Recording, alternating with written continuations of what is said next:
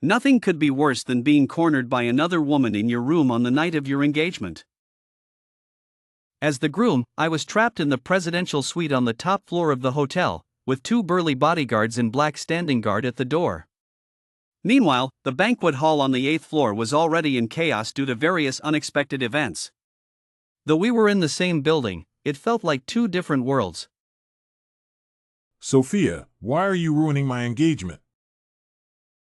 I looked at the woman I hadn't seen in 3 years and had to admit that Sophia had become even more beautiful. Her long, jet-black hair cascaded over her shoulders, her eyes were bright and deep, and her expression was serene yet aloof. Of course, I'm here to stop you from making a mistake, brother. Don't call me that. I knew she was deliberately using that term to remind me of our past intimacy. Why not? Didn't you love hearing me call you brother before? I wasn't interested in reminiscing with her, I just wanted to get back to the banquet hall as soon as possible. Sophia, stop it. Things are already chaotic downstairs. She chuckled softly, stepping closer to me until she took my hand and placed it on her cheek. She's not good enough for you. It felt like she had struck a nerve. Oh? Really? How do I remember that I didn't want you 3 years ago? Being rejected by someone she had schemed to get close to was probably a humiliation Sophia would never forget. The next moment, I felt like I was being ensnared by an octopus, falling onto the carpet. At 25, Sophia was even more easily provoked than when she was 20. Just one sentence brought tears to her eyes.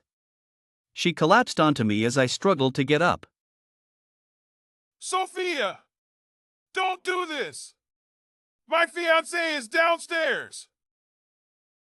Fiancé? Just a high-class pretender. Her eyes were filled with resentment as she looked down at me. Why did you let me go back then? I just stared at her coldly, saying nothing. Your fiancé isn't as beautiful as I am, nor as young.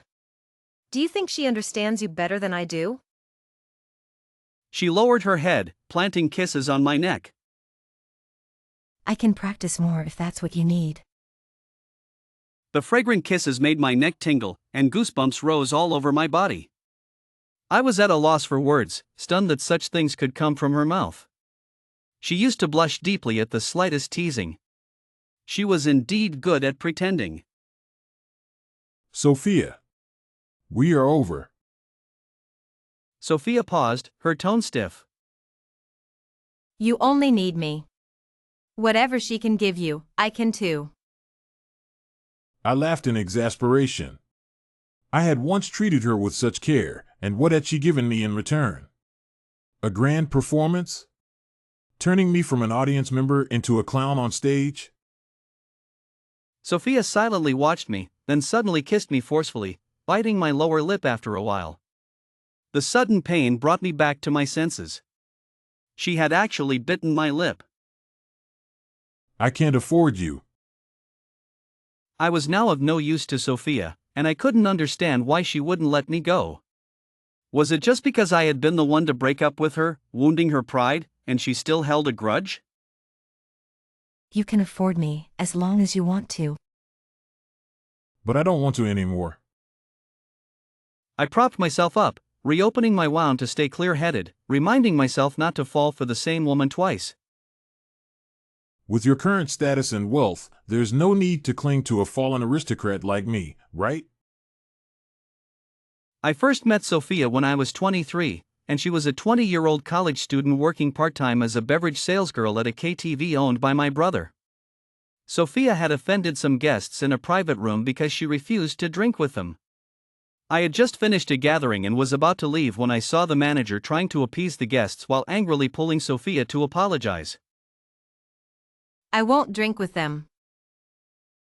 Sophia stood there silently, her face tense. Even though she looked a bit disheveled, with wet marks on her face and collar from spilled drinks, she stood there with her eyes downcast, like a proud little rose. Manager Huang, it's important to appease the guests, but we shouldn't break our employees' spirits. I took Sophia away, and when she came out after changing her clothes to thank me, I realized she was very beautiful. Even in ordinary clothes, her delicate features carried a sense of aloofness and fragility. It made people hesitant to approach her, yet wanting to hold her, a very contradictory feeling. What's your name? Sophia. Where do you live? She was silent for a few seconds, then slowly answered. South University Dormitory. So you're a junior. I just graduated from South University last year. Come on, let me give you a ride. No need, I can go back by myself. All right, then. I'll drive alongside you. Thank you. After that, I got Sophia's schedule from the KTV manager, and I would go there whenever she was working. Manager Huang, being perceptive, noticed my interest in Sophia and arranged for her to serve in my private room one evening. When Sophia saw that I was the only one in the room, she resigned on the spot and left. So, my frequent visits shifted from the KTV to South University. Michael, what do you want? I've been pursuing you so obviously, can't you tell? Sophia didn't expect me to be so straightforward. Her face turned red instantly, even her ears. I'm not the kind of person you think I am. What kind of person do you think I take you for? Sophia probably thought I was just a rich playboy looking for fun. She turned and walked away, keeping her distance from me. So, I pursued Sophia for 4 months with no progress. The breakthrough came one afternoon when I saw Sophia being harassed by a few people at the South University gate. I had looked into Sophia's background. Her father was never around, and her mother passed away when she was 5. She was raised by relatives but didn't have a good life. Especially after she became an adult, she had to do more part-time jobs to earn money, while her exploitative relatives tried to squeeze every penny out of her. I used some money to get rid of her relatives. When Sophia found out, she worriedly said, Their greed is a bottomless pit, they won't be satisfied. No matter how bad they are, they raised such a wonderful person like you. Consider this first act of respect as repayment. If they come back for more, they'll have to pay a price. Sophia, how do you plan to thank me this time? Being half a businessman, I naturally cared about the return on investment. Helping Sophia was something I did willingly, but I also had a hidden agenda, like improving her impression of me and making my pursuit easier. Do you really like me? Yes, I like you a lot. Then let's see how long your liking lasts. It was an unexpected delight. For a long time, Sophia had a misunderstanding about our relationship. I treated her as a girlfriend, while she saw herself as my companion. Maybe my status caused her some confusion. I asked my friends in a group chat whether wealthy people deserve true love. After 2 hours of heated discussion, I came to a conclusion. They don't. Ridiculous. But even if there was a misunderstanding, it didn't matter. I believed in sincerity, and time would prove my intentions. In the end, I spent 2 years proving I was a fool. When I woke up on the hotel bed, it was already bright outside. I had no idea where my phone had ended up in the banquet hall, so I didn't know what time it was. I stared at the still sleeping Sophia beside me, lost in thought. Her hair was soft and smooth, curling in my arms like a little kitten, making her look incredibly sweet. I could see a bit of her old self. My hand stopped just before touching her alluring lips. Close call. I almost got fooled by her seemingly harmless appearance again. A sigh reached my ears as Sophia slowly opened her eyes, a hint of regret in her beautiful gaze. It seems you've really changed, Michael. You used to steal a kiss from me every time you woke up. Sophia, you don't plan to keep me trapped here forever, do you? Of course not. You still have to go back and break off the engagement with Emily's family. I won't break off the engagement. If your fiancé finds out you disappeared on the night of your engagement and spent the night with another woman, do you think she could accept it? We did sleep, but it was purely just sleeping. On a king-sized bed, the distance between us was wide enough to do a split. If you feel that my breaking up with you back then hurt your pride, I can apologize. It's been 3 years, there's no need to push me to a dead end, right? Sophia finally sat up, her eyes clear, indicating she was fully awake. Do you really want to marry her that much? Yes. Then keep dreaming. In dreams, anything is possible. How long would a premeditated crime get me? There were 2 bodyguards outside the door, so I couldn't leave. I had no choice but to stay in the room and wait. During that time, I got so hungry that I ordered a double breakfast. It wasn't until almost noon that Sophia woke up again. You ate my share too? Obviously. What will it take for you to let me go? I have to go back. Sophia leisurely brushed her teeth, occasionally glancing at me in the mirror. What will it take for you to let me go? She calmly wiped the water off her face, turned to leave the bathroom, and suddenly kissed my chin as she passed by. What was that for? By the time I returned to the bed, she was already getting dressed. You want to marry Emily to use her family's wealth to revive Michael's family, right? If you stay with me, I can invest in Michael's family. No way! Then I'll bring down Emily's family. One of the lesser-known reasons I had targeted Emily's family was that Emily's preferences were the same as mine. She liked women, just as I did. The thought made my scalp tingle. What's with that look? Nothing. If she knew the way Emily looked at her and her intentions, I feared she'd get so angry she'd say, "Make Emily's family go bankrupt."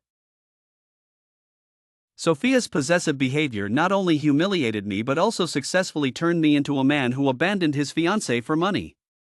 But sometimes, you just can't fight against the odds. After retrieving my phone, I first called home to assure them I was safe, then I called Emily to arrange a meeting. I don't have much patience to wait long. Make it quick. Sophia stayed in the car, reviewing some documents. As I got out, she only said those words. When I walked into the cafe, Emily was already there, clearly not in a good mood, but she didn't show it. What happened, Michael? I'm really sorry for the trouble I caused you. But I can't fulfill our engagement anymore. Emily showed no emotional reaction, she just stared straight into my eyes. What does Mr. Michael take my family for? Wasn't it you who went to great lengths to get close to me? And now you want to break our agreement just like that? Emily, at 28, was a career woman through and through, impervious to any tactics. Last night, when you disappeared, who were you meeting? I hesitated. It was someone who could ruin Emily's family, but I couldn't say that. I'm sorry, I can't say more. Emily chuckled softly, showing no reaction to my apology. Then her gaze seemed to be drawn to something behind me, her eyes gradually brightening. Before I could turn around, Sophia's voice was already in my ear. Not done yet? She had run out of patience and came directly to fetch me. Emily stood up and looked straight at Sophia. The two were of similar height but had entirely different auras. Sophia was like a noble and aloof peony, while Emily was like a dignified and elegant rose, at least on the surface. Curious glances from others kept falling on us. To outsiders, it probably looked like a love triangle, but I knew it wasn't the case. And who might this be? Sophia didn't even bother to respond, hooking her arm around mine and leading me out. I glanced back at Emily, whose eyes were still fixed on Sophia. Back in the car, Sophia's face was dark, and she muttered, Don't you find the way she looks at people annoying? Of course, I didn't feel that way. She wasn't looking at me, after all. I sized up Sophia. She was indeed attractive enough to draw both men and women. Annoying, indeed. One of the lesser-known reasons I had targeted Emily's family was that Emily's preferences were the same as mine. She liked women, just as I did. The thought made my scalp tingle. So our engagement had its own hidden agendas. Noticing my gaze, Sophia frowned. What's with that look? Nothing. If she knew the way Emily looked at her and her intentions, I feared she'd get so angry she'd say, "Make Emily's family go bankrupt." I once bought a small 2-bedroom apartment near the university, so I could spend more time with Sophia and make it convenient for her to attend classes. After we broke up, I kept the apartment for a while until Michael's family couldn't hold on anymore, and I sold it to make ends meet. I never expected it to end up back in Sophia's hands. The apartment was spotless, clearly cleaned by someone, and everything was arranged just as it used to be. After our breakup, I avoided coming here because it was filled with memories of us living together, a testament to my genuine love for Sophia. I couldn't bear to see those cherished memories turn into something so unbearable. Welcome home. I scoffed. After moving into the small apartment, I thought it was just a place Sophia arranged for me, and she would only come by occasionally. But the next evening, Sophia came back from work while I was reviewing a project proposal.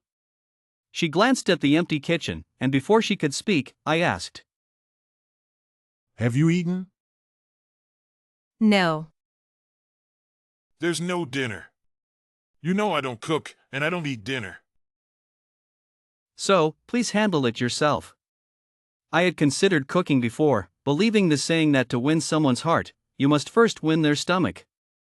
But after realizing I had no talent for it, I couldn't bring myself to subject Sophia to my cooking. So, she was always the one who cooked when we were together. Sophia didn't get angry at my words. She calmly went into the study.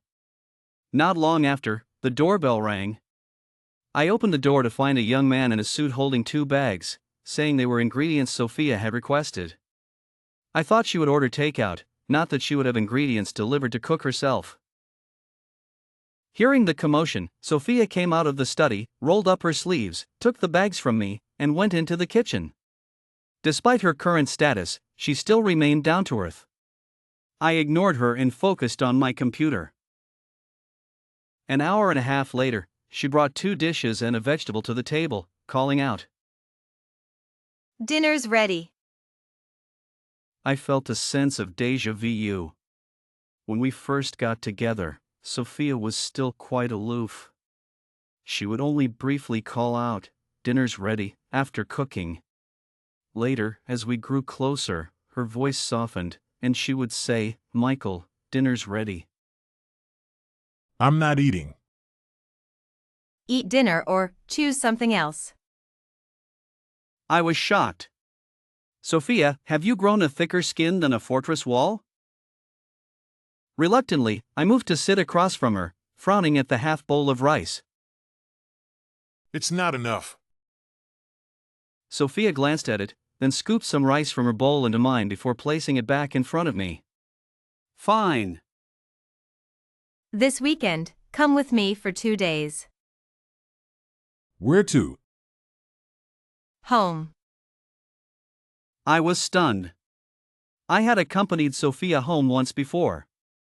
Thinking about the time, it was almost the anniversary of her mother's passing.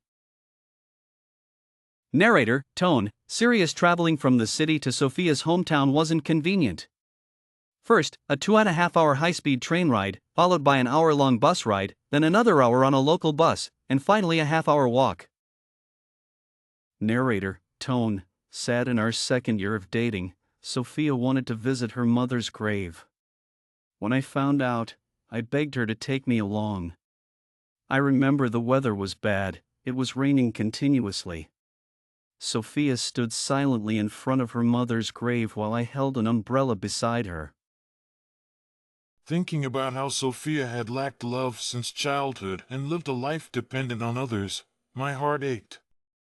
I'll be with you from now on.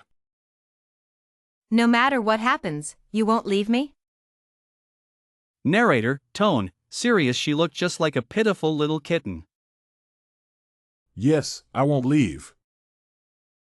Narrator, tone, sad. That was the closest period in my relationship with Sophia. But who could have predicted that a few months later, I would break up with her and never accompany her to visit her mother's grave again? Narrator, tone, serious. This time, the weather was similar to that year, gloomy but not raining. It wasn't until we got on the bus that large raindrops started hitting the windows with a pattering sound. Narrator, tone, serious. Sophia didn't bring any attendants, just me, and the travel route was the same as before. There were moments when I felt she wasn't the high-status head of the Sophia family, but just the simple college girl I once knew. Narrator, tone, serious. At some point, Sophia fell asleep on my shoulder, and the journey made me slowly close my eyes too. When I woke up, I felt disoriented, not knowing where I was. Time to get off the bus, Michael. Narrator, tone, relieved. This time was better than the last. She had arranged for someone to pick us up, so we didn't need to walk the half hour. Narrator, tone, friendly. Sophia had a kind neighbor, Mrs. Johnson, who was very good to her. Last time I saw her, she lived alone, but this time her family was there too. It was Mrs. Johnson's grandson, Lucas, who came to pick us up. Narrator, tone, friendly. Mrs. Johnson clearly remembered me. She beamed when she saw me, gesturing with her hands. I couldn't understand her. Sophia, what is Mrs. Johnson saying? She asked if we were married. Narrator, tone, confused. I quickly shook my head. This misunderstanding was too big. Mrs. Johnson laughed even more happily. Narrator, tone, serious. I seriously doubted if Sophia was mistranslating on purpose.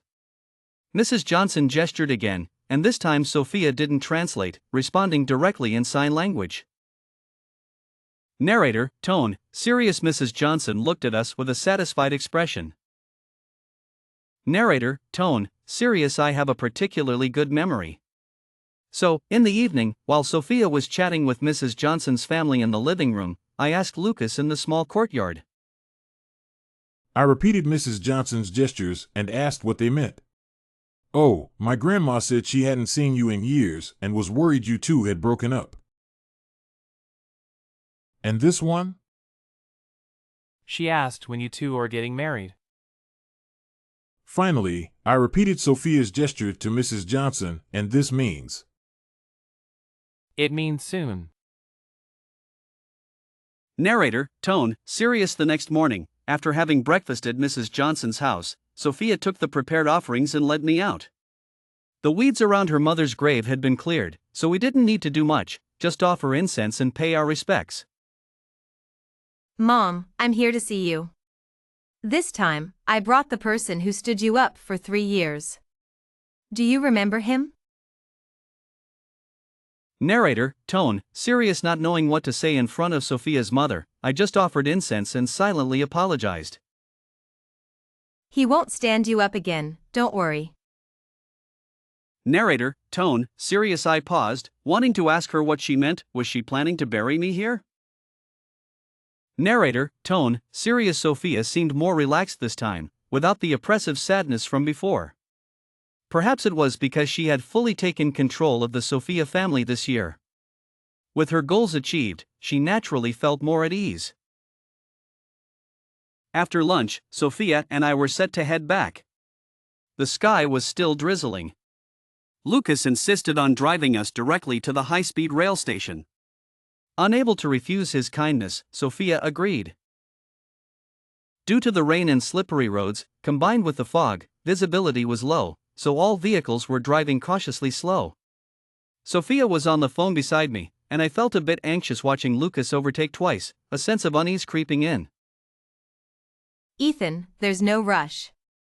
If we miss it, we can reschedule. Just drive safely. Got it, Sophia. I exhaled slowly and closed my eyes, intending to rest a bit. I must have dozed off because, after a while, I vaguely heard Sophia suddenly shout. Watch out! The next moment, I felt a strong impact, followed by another from the left side, and before I could react, 2 more hits came from behind. I seemed to have blacked out for a moment. When I regained consciousness, all I could hear was a cacophony of noises, with people trying to rescue us. My whole body ached, and I was held so tightly that I couldn't move. Miss, please loosen your grip on the gentleman so we can get you out first. Save him first. Save him first. I struggled to open my eyes and saw Sophia's face covered in blood, her white dress stained red. A few drops of blood fell on my face, warm and sticky. Let's get the injured lady out first. She's holding on too tightly, it's hard to separate them. Soft. Miss, please loosen your grip a bit, or we can't get the gentleman out first. I couldn't hold on any longer and slipped back into unconsciousness. When I woke up, the 3 of us were in the same hospital room. I was the first to wake up, followed by Ethan, who was still furious about the incident. The main fault lay with the van behind us, which tried to overtake from the left, causing the oncoming truck to swerve left. The distance between the truck and our car was insufficient, resulting in a collision. After our car stopped, the vehicles behind couldn't brake in time, causing 2 more rear-end collisions. Fortunately, none of us were in life-threatening condition. With N4 in my hand, I couldn't move freely. I turned slightly to look at Sophia, still asleep on the other bed, and recalled how she had protected me. A sense of inescapable fate washed over me. Even though I couldn't fathom Sophia's intentions, I was acutely aware that I had once again fallen into her hands. Sophia's assistant rushed over the day after she woke up, bringing some work documents. Frowning but silent. Sophia noticed my expression and silently had her assistant put them away. She only worked secretly when I was asleep or out for a walk. Despite delegating most tasks, some projects required her personal attention. We were hospitalized for a week before being discharged. On the day we returned to the city, Sophia went straight to the office and worked until nearly 11 p.m. before coming back to the small apartment. Why aren't you asleep yet? I took off the jade pendant hanging around my neck and handed it to her. This pendant was Sophia's childhood talisman, which she had once given to me, but I returned when we broke up. Today, after a nap, I found it back around my neck, clearly put there by Sophia while I slept. Sophia's gaze lingered on the pendant for a few seconds. She pursed her lips. Keep it on. You can't return it to me. So, what does this mean, Sophia? I really can't figure you out. From the moment she took Michael away from the engagement party, he couldn't figure out her intentions. If keeping me around was just to humiliate me for breaking up with you, then why live with me like a couple? Why take me back to your hometown to pay respects to your mother? And why ensure my safety when danger loomed? And what about you? When you broke up with me saying you were tired, you lied. Didn't you deceive me first? The best hunters often appear as prey. Sophia was silent for several seconds before she chuckled. No wonder you said that night I didn't need to cling to you anymore. You really knew everything. Yes, but I'm not smart. It took me 2 years to realize I was in your trap. Michael had done a background check on Sophia, but it wasn't complete. She was the illegitimate daughter of the then head of the Xia family and was acknowledged at the age of 17. Her father, having been in the business world for years, was well aware of its intricacies. Sophia's status was not something to be flaunted, but it didn't mean she was useless. At the very least, she could be used as a bargaining chip. From the beginning, our meeting was your setup. Every step I took was within your expectations, wasn't it? Everything you said is true. Michael lowered his eyes, smiling bitterly, clutching the jade pendant in his hand. Then why won't you let me go now? Michael's family no longer has its former glory, and your family is already out of reach. You missed one thing. The first time I saw you wasn't at the KTV, but at your graduation ceremony. When you gave your speech as an outstanding graduate, I was watching you from the audience. Sophia smiled, her beautiful eyes reflecting Michael's stunned expression. I didn't plan to choose you first, it was because I met you that I made the plan. She took the jade pendant from Michael's hand and carefully put it around his neck from behind. I admit my intentions weren't pure, but there was also my selfishness. I liked you. With my awkward status at the time, I didn't know how to approach you or express my feelings. Falling for someone for the first time, I was also at a loss, not knowing how to control the distance between us. When you suddenly broke up with me, my mind went blank. I wondered if it was because of your family or health issues that forced you to give me up. Although the hidden dangers in Michael's family had already surfaced at that time, it wasn't severe enough to make him break up with Sophia. After all, he thought even if he went bankrupt, he would still be better off than Sophia's family. You walked into my trap, but I was also ensnared by you. Sophia touched the jade pendant around Michael's neck and hugged him. Let's stay entangled like this for a lifetime, shall we? Sophia, I don't know if I should believe you. It's okay. We have plenty of time. She slyly added. Brother. Don't call me that, or my heart and legs will both go weak. I finally found some time to personally bring valuable gifts to Emily's family to apologize. Using my card to buy gifts for Emily's family? That's rich. Who told you to steal someone else's fiancé? Sophia fell silent, only giving me a look of silent accusation. Emily's parents didn't make things too difficult for me. After all, if it hadn't been for Emily insisting on getting engaged to me, they wouldn't have been too pleased with me, considering our families were not well matched. So now that I was the one initiating the breakup, they actually felt they could find a better match for their daughter. Emily seemed a bit disappointed when she saw I came alone, her eyes lingering behind me, clearly hoping to see someone else. You should stop looking for her. If Sophia found out, there would be no other outcome but her cutting ties. After all, Sophia liked the brother, not the sister. If my opponent is you, what's the difficulty? I was speechless. What kind of talk was that? Forget it, not my problem anymore. Just as I got into the car to head back to the apartment, my dad called. Son, we've received the investment from the Liu family. Good, that's great. The note on the transfer says, dowry. Got it. As the car smoothly moved forward, I rolled down the window, looking at the blue sky and white clouds outside. With the family crisis and the engagement both resolved, I finally felt a sense of relief. The clothing store also called at that moment, saying the suit was ready. I'll pick it up soon. Sophia's 26th birthday was tomorrow. She had been counting down the days and had openly told me. Just a reminder, the best birthday gift I've ever received was when I turned 22. 22, our first time together, so innocent. I picked up my phone and sent Sophia a message on WeChat. Maybe you like me in a suit?